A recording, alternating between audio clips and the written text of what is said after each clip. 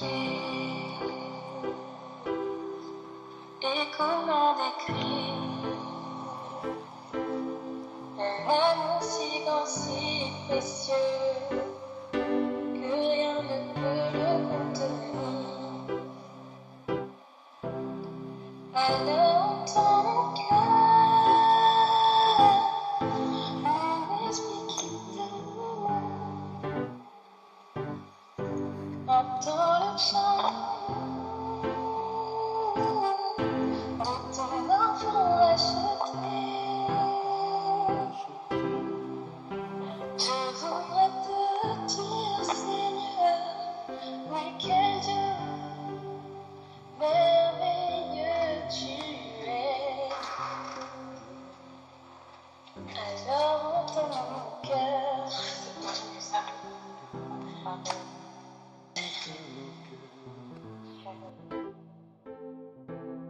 Alors entends mon cœur.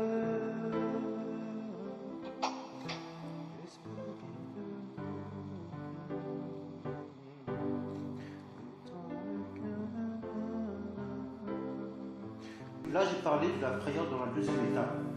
La première étape parlait du Père, du nom sanctifié.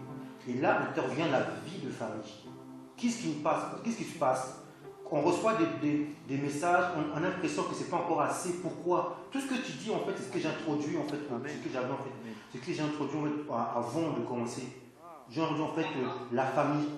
Avant de comprendre, de vivre tout ce que je viens de dire là, parce que là, c'est juste un encouragement pour les jours qui viennent, vous encourager, m'encourager moi-même, là, auprès des hommes, tout ça. Mais pour vivre cette vie-là, pas toujours avoir la vie comme la femme samaritaine qui mangeait des choses, recevait de l'eau toujours, elle voulait, mais jamais, toujours, mais recevoir l'eau de vie. En fait, vivre cette vie tous les jours, ça demande là maintenant la notion en fait de la sanctification. Qui dit sanctification dit vie de famille.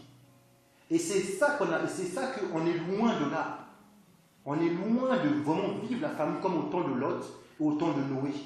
Parce que quand on va vivre la famille là, tu vois, tes questions là,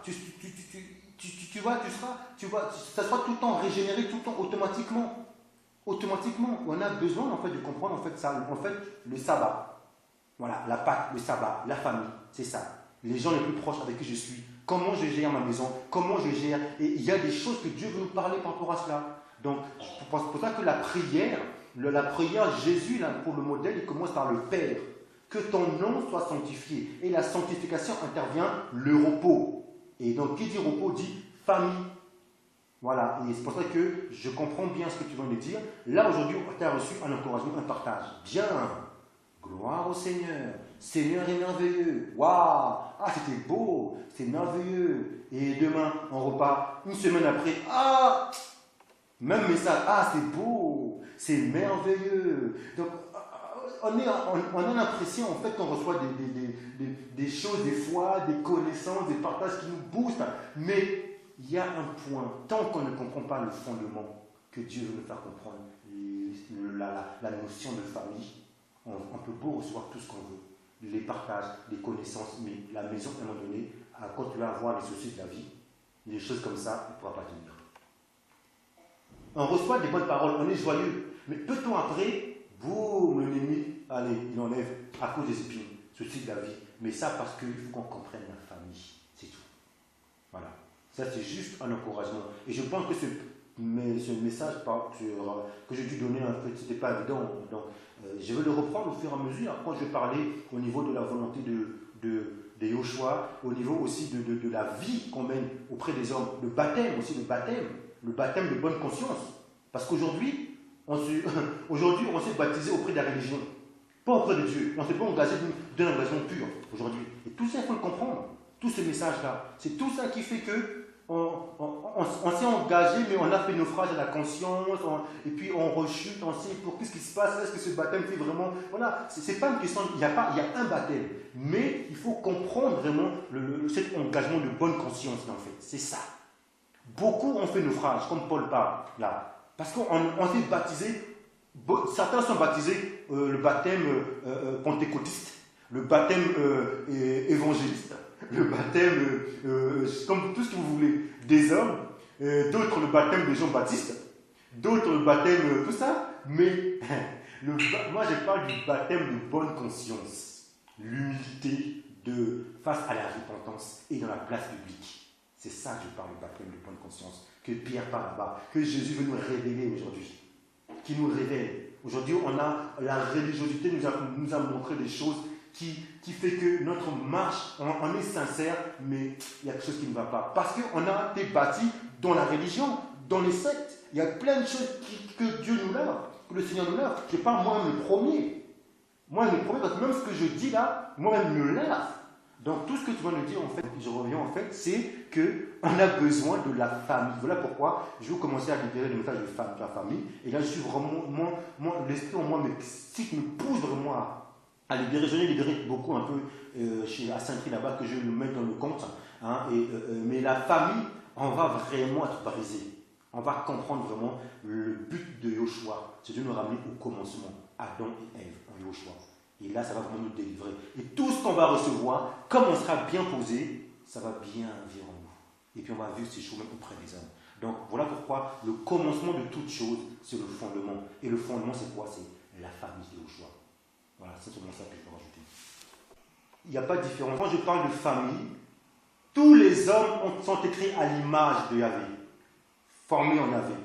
Donc je parle tout le nom de Yoshua qui est au-dessus de tout nom, Yahvé, Elohim, tire toutes les familles. Ça veut dire qu'aujourd'hui, je comprends pas ta question, mais il faut qu'on soit libéré de toutes ces choses, un peu des résultats, de toutes ces choses. Pourquoi? Il faut qu'on vive la vie. Quand Yoshua allait dehors, il ne voyait pas d'étiquette comme l'homme met une étiquette. Quand il sortait dehors, il disait « Celui qui fait la volonté du Père et mon frère, ma soeur, ma mère. » Oui, mais c'est ça la famille. Alors, dans la famille, il n'y a même pas de notion de est-ce que c'est un grec, est-ce que c'est un je sais pas quoi, est-ce que c'est un ça. Imagine, pardon, moi, je suis dans une maison, j'ai des enfants. Ok, j'ai des enfants. Ça, c'est la famille, elle a commencé par là, mais c'est toujours en Christ, en Yoshua. Parce qu'on fait tous la volonté de Yoshua. Et comme on fait tous la volonté de Yoshua, il n'y a même plus ce étiquette que l'homme veut mettre. C'est-à-dire que il n'y a plus les sentiments. Il n'y a plus, oh, sentiments, il faut comprendre. Hein. Non. C'est celui qui fait la volonté de Yoshua. Et c'est ça la famille. Aujourd'hui, les familles auxquelles on est, l'ennemi a mis son venin. Voilà pourquoi aujourd'hui, on s'éloigne d'où on vient. C'est ça en fait. Donc en fait, quand je parle de la famille, je parle de la famille en Yoshua. Et la famille en Yoshua, pour moi, c'est clair. Maintenant, je comprends très bien que l'homme, on a été formaté, à conditionné à mettre une étiquette sur tout ce qu'on fait. C'est-à-dire que, allez, eux, ce sont des chrétiens. Voilà, des chrétiens. Ah, eux là, ce sont des baptistes. Voilà, eux là, des évangélistes. Eux là, de ceci. L'homme, ça c'est le système auquel on est toujours comme ça. Mais quand on parle vraiment de l'homme dans son origine, nous autant que ce qu'on reçoit de la famille de Yoshua, c'est simplement celui qui fait la volonté de Yoshua. Qui va en... Tu sais que même les gens du dehors là, ils sont en train de poursuivre la volonté de Yoshua dans ses vertus. Maintenant, même s'ils n'ont pas la source, mais Dieu envoie des prédicateurs. Ces gens peut-être qui sont peut-être nos familles plus proches, auxquelles même là où moi je suis. Maintenant, le but, quand je parle de famille encore, c'est pour ça que là, il faudrait recevoir les partages, l'enseignement, par rapport à ça, qu'il y a plein de choses que je ne peux pas aller vite comme ça, mais je parle en fait de celui qui fait la volonté du Père, et je parle aussi des relations. C'est-à-dire que les relations les plus proches, les relations avec qui je me vois le plus souvent chaque jour, ils persévèrent dans l'enseignement des apôtres et des prophètes. Chaque jour, dans les fractions des pains.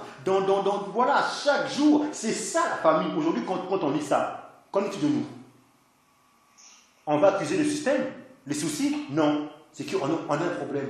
On est dans le péché. Et comme nous, les frères, en lisant des médiocres, on ne veut plus prêcher sur la vérité au choix. Pourquoi c'est comme ça? Pourquoi on ne veut pas toucher le point sensible? On aime caresser nos sentiments, on aime caresser nos familiarités. Et là, on va comprendre tout ce que Dieu nous a donné, il va les ressusciter. Peu importe où on est. Ah là, je suis une fille. Je suis à des kilomètres, j'ai un enfant, je suis un garçon, voilà, celui-là, je vis avec des personnes. Peu importe la situation, Dieu a le pouvoir de ressusciter tout ce qui était mort en nous.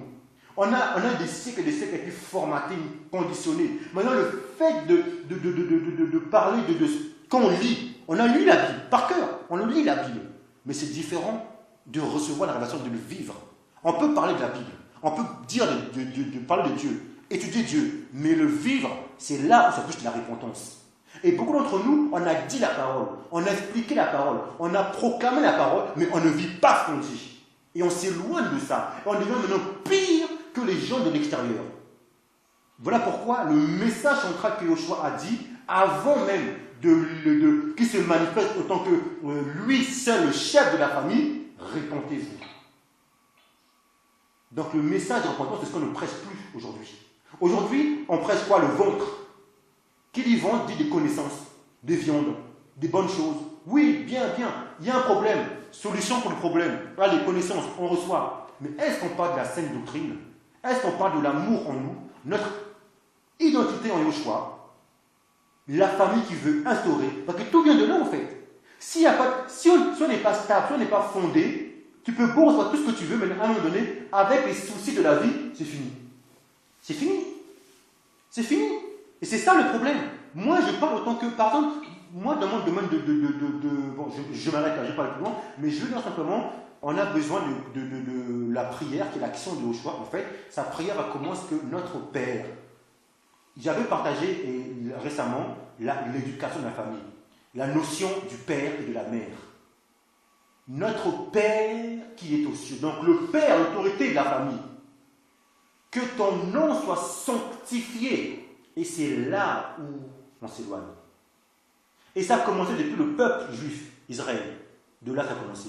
La sanctification. Tant qu'on ne comprend pas, même Moïse, même les grands prophètes n'ont pas compris la sanctification. C'était pas évident. Et ça continue encore, rien de nouveau. Mais nous, on a reçu l'écriture, nous, on a reçu le temps qu'on est la grâce, on a l'écriture, on ne peut pas nous se justifier. Tout est écrit d'avance pour notre instruction.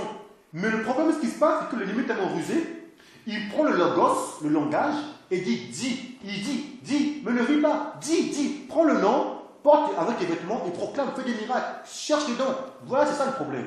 Mais on ne veut pas se poser dans la repentance. On ne veut pas attendre la préparation du chemin de Jean-Baptiste, la repentance, s'humilier à la repentance, la vérité, le chemin, la vérité, et ensuite maintenant manifester la vie. Et là, on a besoin d'abord de commencer une des bases. Moi, j'ai arrêté. L'Esprit m'a dit, arrête. Là, le problème qu'on a en fait, on n'a pas compris encore la notion de famille. Tant qu'on ne comprend pas, on peut beau se réunir des rencontres les mercredis, les jeudis. C'est pas encore ça. Parce que même j'entends des personnes, je sais peut-être avec des personnes que j'ignore, que je ne vois jamais. En plus, le pire, je me permets de partager le repas avec des gens que j'ignore ce qu'ils font dans la semaine. Je ne sais pas leur vie, j'ignore. Voilà. Et Paul il intervient à ses frères-là, il les avertit. Quand il parle du repas. Et il parle même après les avertissements du Yashi dans le corps de Christ. Juste avant, il parle aussi au niveau aussi du repos aussi. Donc le repos, la Pâque, le sabbat, c'était une des les Juifs, ça ils le respectaient parce qu'ils savaient que là c'est leur source. Et nous, la Pâque c'est tous les jours. Et le repos c'est en nous, c'est lui au choix. On est sa maison, nous sommes une habitation en esprit.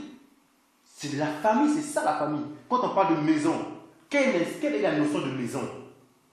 D'abord nous, maintenant la maison, l'enveloppe de la maison. Tu vois, c'est toutes ces choses qu'on a besoin d'être vraiment qu'on comprenne. L'ennemi nous a tellement mis des voies dans toutes ces choses. Il a toujours voulu faire des rencontres, des lieux, des rencontres pour qu'on se voit, qu'on bâtit des Babel. Même ceux qui sont sortis des locaux, soit des heures en jour dans la maison, on fait encore la réalité entre nous. Tu crois quoi? Moi, je suis le premier. Je croyais sortir même des dominations. Depuis quand j'ai quitté les dominations? C'est pas de maintenant. C'est pas de maintenant. Je peux aller concrètement, vraiment, plus un pas, ou peut-être comme un vie, à peut-être 7 ans, 8 ans. Et encore, avant j'allais encore peu. 6 ans, 7 ans, je ne sais pas. Je ne sais pas. Mais c'est pas parce que le fait de sortir que j'ai quitté le système, j'ai quitté, c'est faux.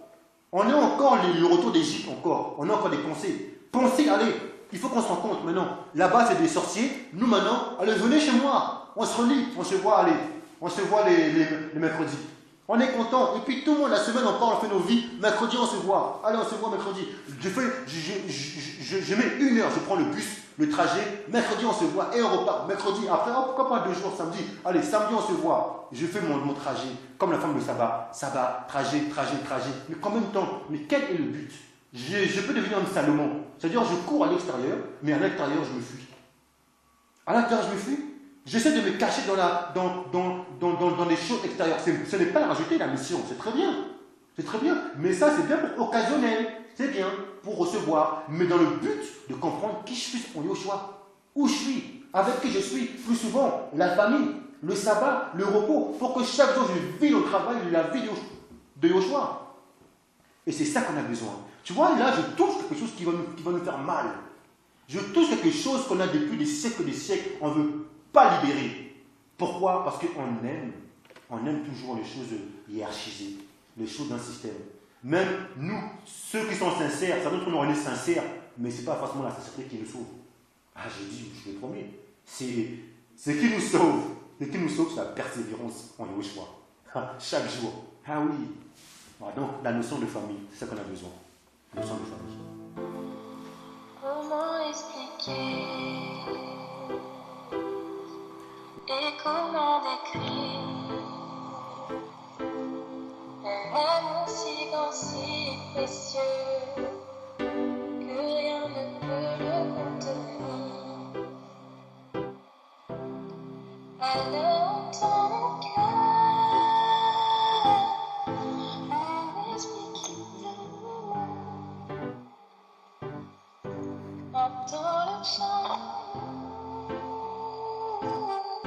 de ton enfant racheté. Je voudrais te dire, Seigneur, mais quel Dieu merveilleux tu es. Alors entends mon cœur.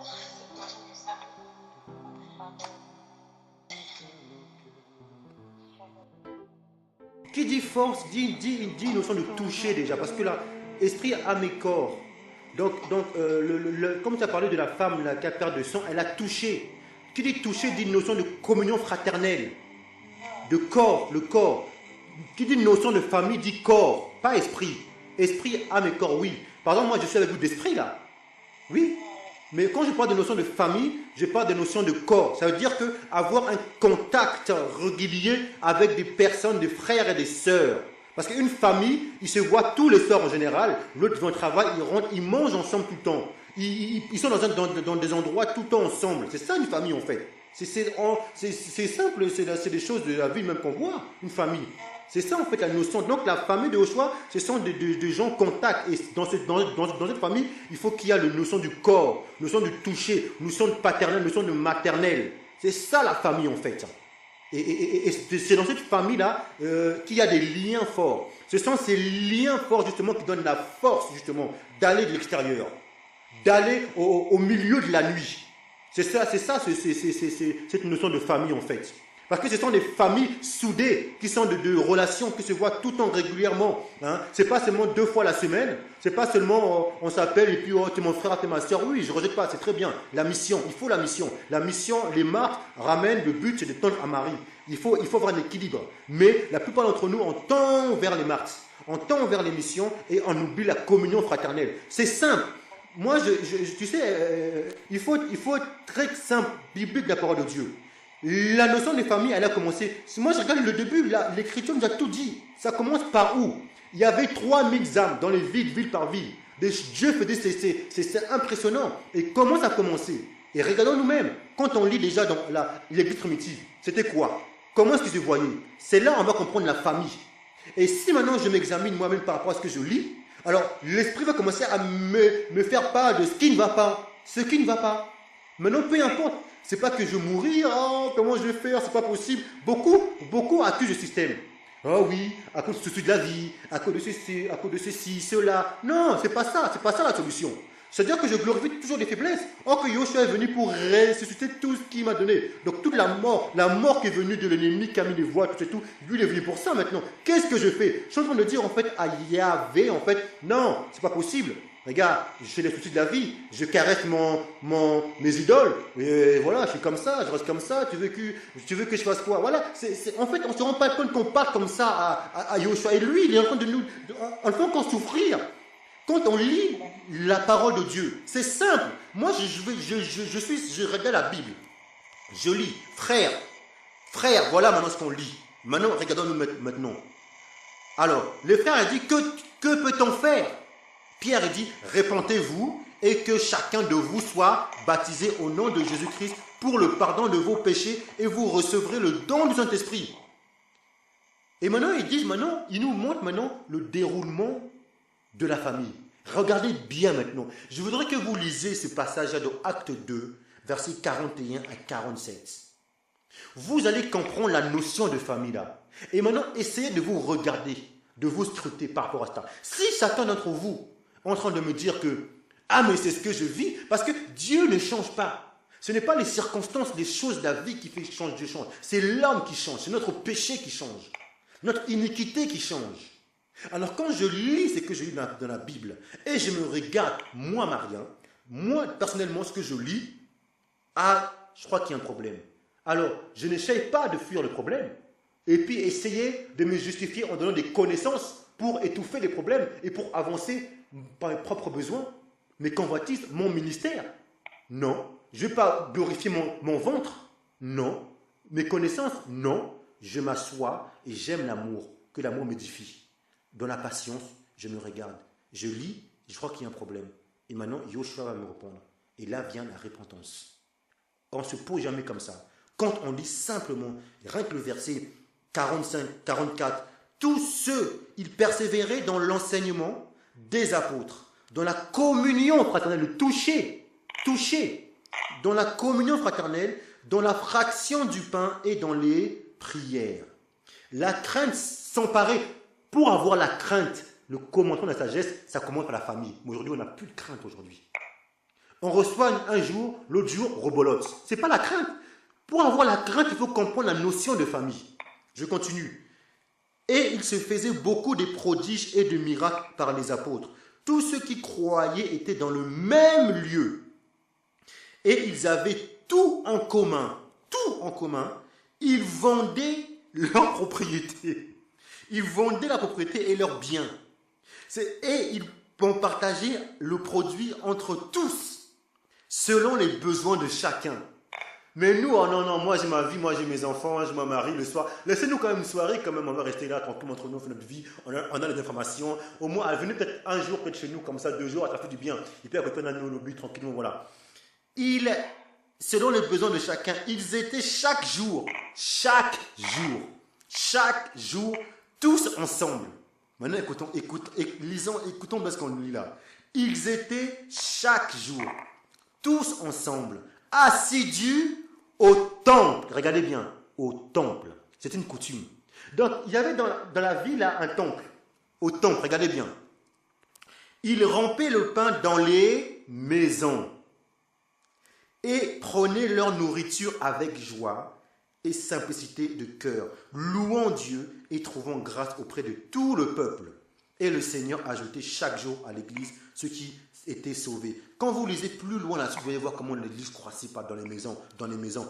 Maintenant, comme c'était sous la loi, il y avait des temples à côté, tout ça, où qu'ils se voyaient. Donc, dans une ville, il y a peut-être une salle qui est là, mais dans cette ville, il y avait des maisons. Donc, il y a chaque maison, les familles qui étaient là dans la maison, eux, ils partageaient chaque soir chez eux ou ils mangeaient le pain ensemble de la famille. Et puis ceux qui étaient là à côté, ils étaient dans le temple, dans la salle qui était là. Ça peut être une salle, je ne sais pas moi. Et toutes les maisons se regroupaient. Ceux qui, peut-être il y avait des gens qui ne pouvaient pas peut-être aller peut-être une soirée comme ça, mais se groupaient. Mais en tout cas, chaque jour, ils se voyaient dans les maisons et puis dans le temple. Mais après, on a vu comment les choses sont dispersés après la fin. Parce qu'à la fin, il y a eu des persécutions. Donc, ils se voyaient tous dans les maisons. Et aujourd'hui, ce qui se passe, c'est qu'on se voit tous dans les synagogues, dans les endroits, et on oublie là où on se voit plus avec les gens chaque jour. C'est ça le problème. Maintenant, on t'amène la notion de maison. C'est pas forcément la maison aime l'idole, non. Quand on parle de maison, on parle d'un endroit où, voilà, on mange ensemble, on est là tout le temps, et puis là, on partage, après le travail, on mange, on se lave, tout ça, et puis on partage chaque soir. Mais là, il faut comprendre les déroulements, il faut comprendre comment gérer ce temps, qu'on appelle le sabbat. On va en parler tout doucement par rapport à cela. Vous allez voir, il y a plein d'exemples dont Dieu veut nous faire part de cette, vraiment de cette notion de famille qui est très importante pour qu'on ne perde pas le but de Yoshua. Parce que si on n'est pas dans ce but-là, on peut tout avoir, toutes les connaissances, mais s'il n'y a pas l'amour, s'il n'y a pas le fondement, ce n'est pas la peine. Le seul but de Yoshua, c'est de rétablir la famille. Ce n'est pas la peine. Donc voilà pourquoi la notion du toucher, communion fraternelle, donc c'est dans la notion de famille. Maintenant, comment je vais faire maintenant ma situation? Que je vais faire, frère? Voilà ma question. Comment faire maintenant? Moi, je suis dans une ville. Regarde comme ma situation. Ah ben, Dieu va répondre. Il est venu pour ressusciter tout ce qui était mort en nous. C'est ça maintenant où il faut qu'on se pose maintenant. On a un problème. Il faut qu'on revienne à la vie. Nous, on veut la vie. Je parle de ceux qui aiment la vie, qui veulent vivre la vie de Yoshua. Je parle de ça, moi. Ceux qui veulent vivre la lâcheté. Ceux qui ne veulent pas, qui seront surpris. Quand Yoshua va venir, ils seront dans leur mariage, dans leur festin, toutes ces choses-là. Et oui, mais Yoshua va venir là, à ce temps critique-là, au milieu de la nuit. Au milieu de la nuit, si on n'est pas là au sabbat, eh ben c'est fini. On va recevoir les choses que les gens ne savent. Souci de la vie, on va travailler, on va s'efforcer, on sera fatigué, on n'aura pas de temps. On n'a plus de temps. Regarde, j'ai appelé une famille tout à l'heure récemment, que j'ai visité de temps en temps quand je pars. Le conducteur de frères là-bas. J'ai appelé. Ah, il me dit, ben, en ce moment, ils travaillent, tout ça, donc du coup, ils sont quelque part ailleurs, ils n'ont pas tout le temps, c'est tout. Et d'un côté, je l'écoutais, mais c'est après, en raccrochant, après, j'ai dit, mais c'est quelque chose qui n'allait pas. J'ai dit, mais Seigneur. En fait, tu vois, on a une notion, comme il se voyait chez le frère qui conduisait la parole, il se voyait les samedis, je crois, 3 jours dans la semaine, 2 jours, je ne sais plus quand, un jour. Et maintenant, comme maintenant ils travaillent, maintenant du coup, c'était comme si chez eux, et même ils ne se voient pas le soir quand ils rentrent au travail. C'est ça en fait la notion de famille. C'est-à-dire que le fait de prendre rendez-vous chez soi, on a une notion toujours de leader, de religiosité. C'est-à-dire on se voit un jour, on a rendez-vous. Mais c'est tous les jours. Quand je rentre chez moi, qu'est-ce que je vois le soir dans ma maison? Je vois qui? Je vois qui dans ma maison chaque jour? C'est là il faut s'examiner. Si je commence à considérer ces choses, Yoshua va faire son entrée dans la ville où je suis. Dieu ne change pas. Il y a plein de témoignages. Dieu a permis cela pour nous faire comprendre qu'il ne change pas. Il y avait une femme avec ses enfants, seule. Son mari était mort. Dieu a suscité son miracle. Et les peuples juifs, à un moment donné, quand on parle au niveau de la famille, il y a des choses auxquelles Dieu nous instruit, qu'on va vraiment comprendre que rien, tout ce qui est écrit, c'est écrit d'avance pour notre instruction. Donc la notion de famille, c'est bien sûr comme une notion de toucher, le toucher, la communion fraternelle, à travers la notion de famille. Et comme je disais aussi à Saint-Tri, il y a aussi la notion aussi de l'éducation. Éduquer, action de guider, modèle, imitateur. Paul disait, hein, je suis un père comme vous. Donc dans une famille, il faut qu'il y ait un père. Dans une famille, il faut qu'il y ait un modèle. Dans une famille, il faut qu'il y ait des enseignants. C'est-à-dire quand je parle enseignant, pas l'enseignement que tout le monde voit, tout le monde enseigne. Non. Je parle d'un enseignement véritable. Un enseignement véritable, un enseignement de vie. Un enseignement didacto, c'est-à-dire un enseignement où l'enseignant vit. Les gens le suivent, c'est un modèle. Je parle de cet enseignement-là. C'est ça la vie, hein, quand on regarde bien. Où est-ce qu'elle est aujourd'hui? On veut la vie, non? On veut la vie. Moi, en tout cas, je veux la vie. Moi, peu importe. Moi, me concernant, j'ai besoin de cette vie. Et je veux que la parole me brise. Même si on me rejette, c'est pas grave. Mais moi, je me prépare pour le retour. Là, j'ai besoin de la vie de la parole de Dieu. Donc, dans la notion de famille, il y a la notion de communion fraternelle, du toucher. C'est une bonne image que la sœur tout à l'heure a montré sur le toucher au niveau de la femme. Justement, c'est ça. C'est ça. Voilà. Parce que la femme a besoin qu'on la touche aussi. Elle a besoin de ça pour avoir la force. Voilà. On a besoin de ça nous aussi.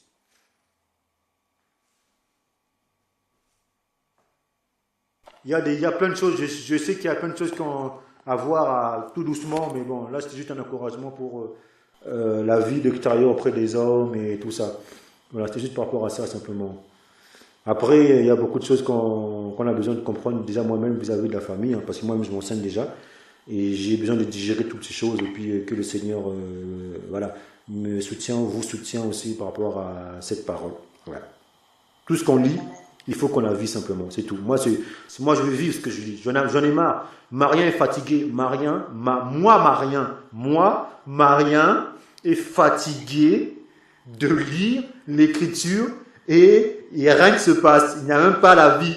J'en ai marre. Seigneur, je me mets à genoux devant toi. Je donne la repentance. Aide-moi. Je me mets à genoux comme les prophètes l'ont fait à genoux. Aide-nous. Seigneur, vraiment, pour moi-même, ma famille, le roi, la ville auquel je suis, les présidents, comme l'ont fait Daniel, tous ces gens, ils priaient à genoux. Mais aujourd'hui, on n'a pas cette notion aujourd'hui. On se rend compte pourquoi. Connaissance. Je veux ça. Le moi est content. Mais on ne se regarde même pas soi-même. On se croit juste en fait. On se croit juste. Voilà pourquoi on est pire que les gens d'extérieur. Parce qu'on prend des connaissances qui sont pas utiles, on enfle, on s'enanguse encore plus qu'avant, on se croit dur, et du coup, voilà, quand les soucis vont venir, on va commencer à nous croire et puis à en pleurer. Ceux qui pleurent, qui s'humilient encore parce qu'ils ont un dépôt, mais ceux qui n'ont pas un dépôt, les faux antéchristes, eux ils s'en foutent, eux ils veulent leur motivation, mais ceux qui est l'épouse, même malgré elle entend toujours la voix de l'époux. Voici l'époux. Et on va parler de ça au milieu de la nuit. Au milieu, je passerai. L'ange va passer. Protégez vos linteaux, vos portes par le sang. Au milieu, l'ange passera. Au milieu de la nuit. Préparez-vous, famille, au milieu de la nuit. Mettez le sang, sanctification. C'est une introduction. Mangez l'agneau. Au milieu, l'ange passera. Au milieu de la nuit. Les familles se réunissaient ensemble. Ils mangeaient l'agneau. Des gens qui se connaissent. Waouh, il y avait l'amour. C'est beau la notion de famille. Vous qui avez une famille comme un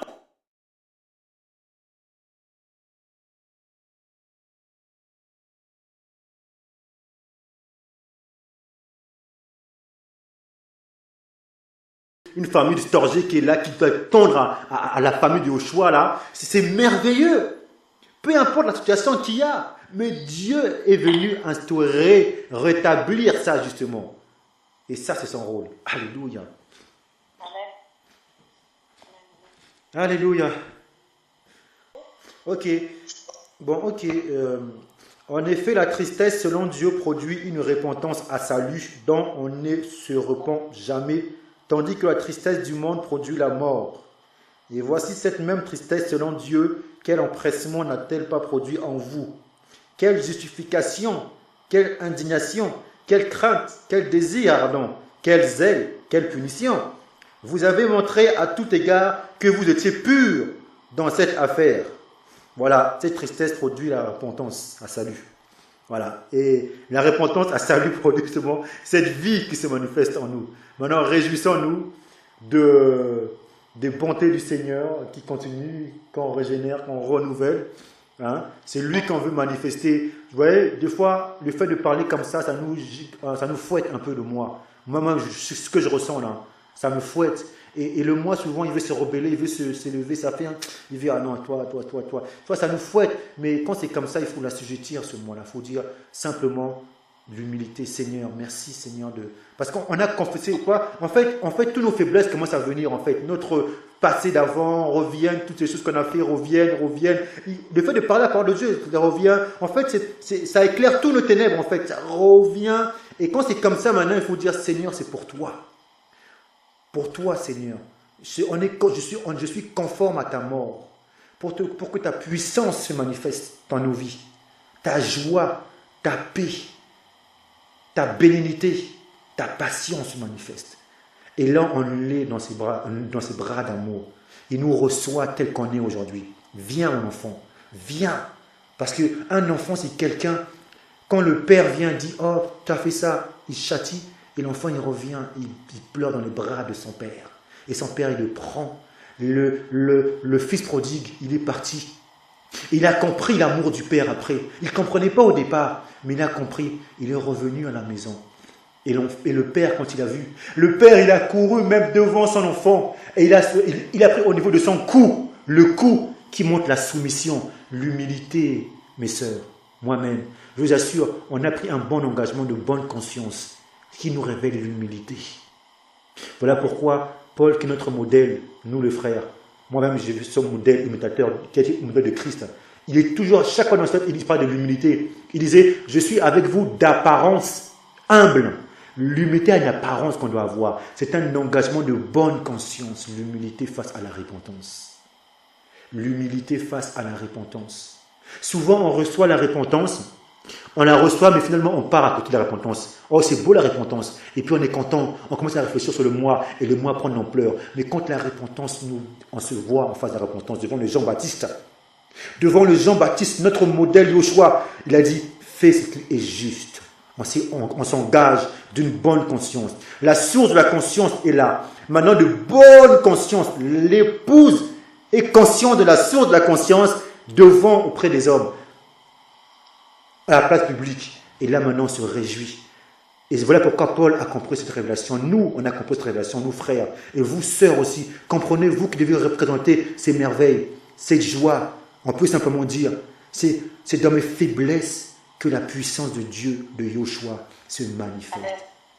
Et là, c'est merveilleux. Là, on sera comme un enfant, on va dormir dans ses bras d'amour.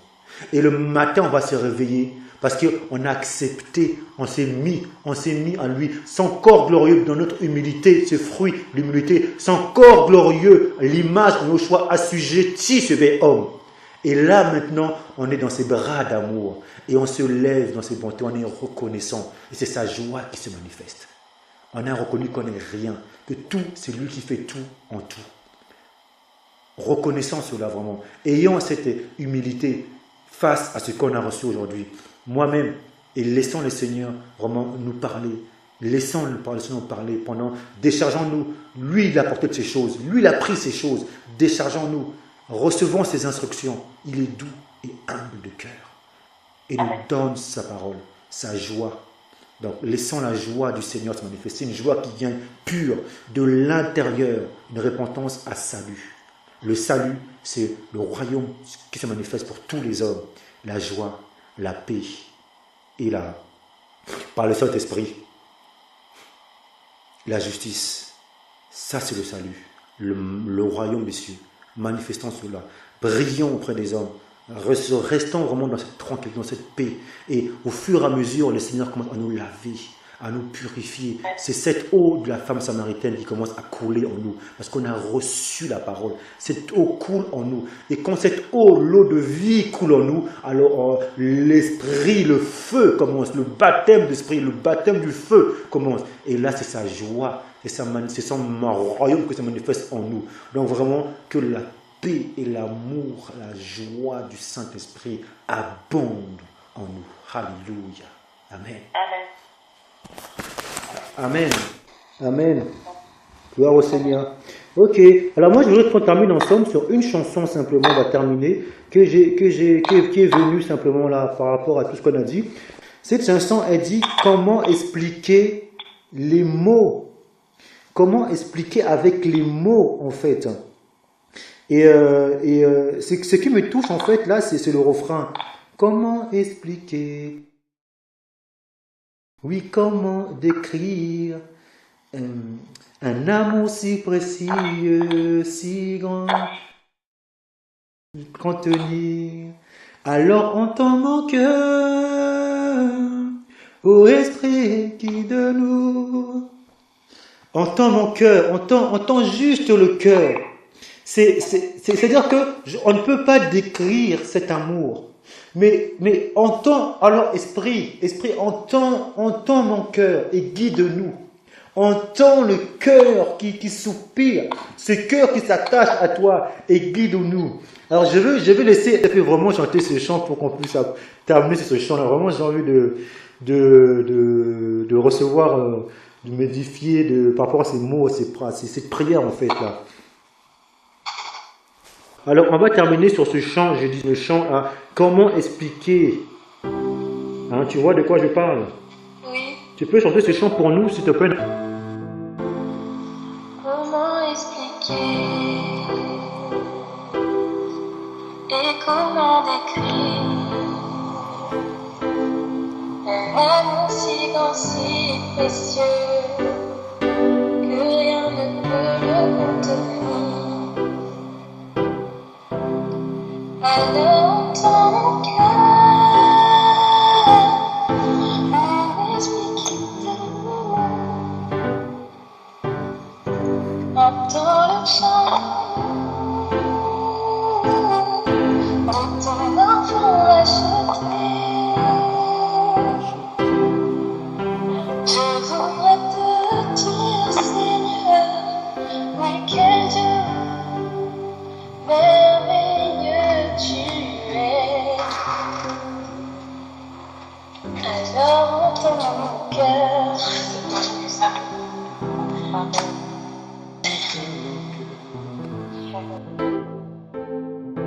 Alors entends mon cœur.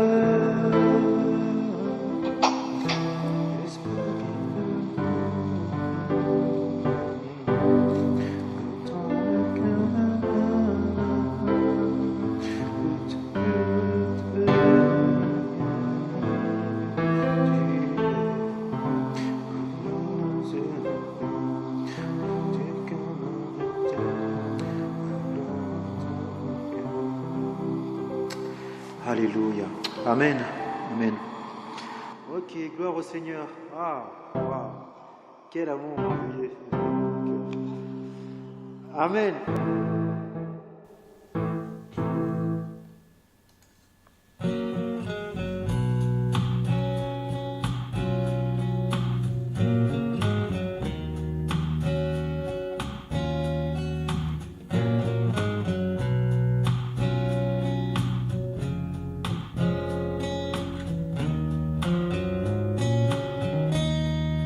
Comment expliquer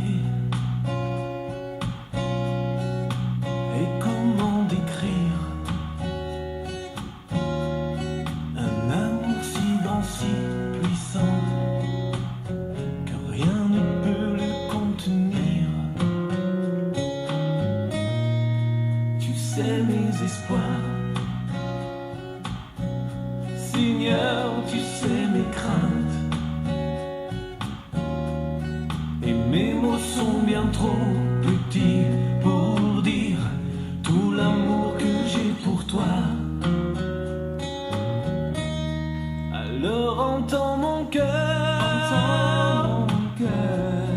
mon esprit qui te loue, entends le chant d'amour d'un enfant racheté. Je prendrai mes faibles mots pour te dire quel Dieu merveilleux tu es. Mais je ne pourrai pas te dire combien je t'aime. Alors entends mon cœur. C'est tout comme la pluie. Les mots pouvaient couler.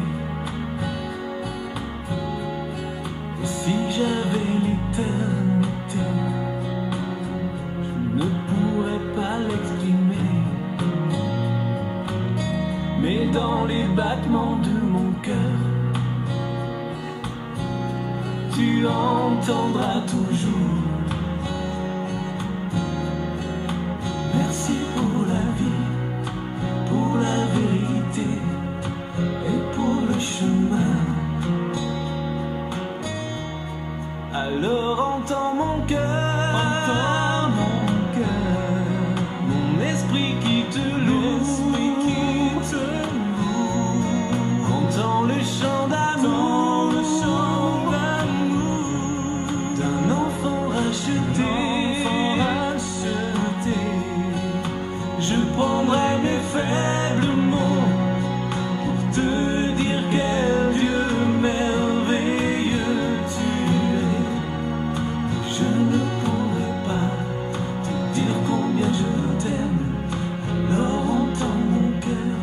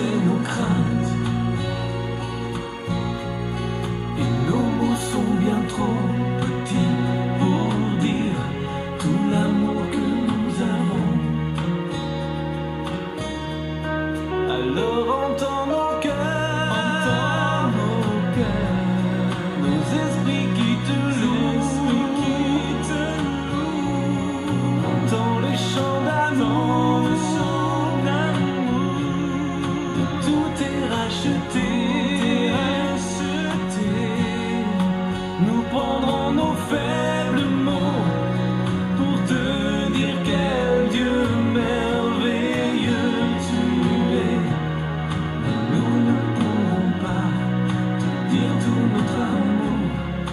Alors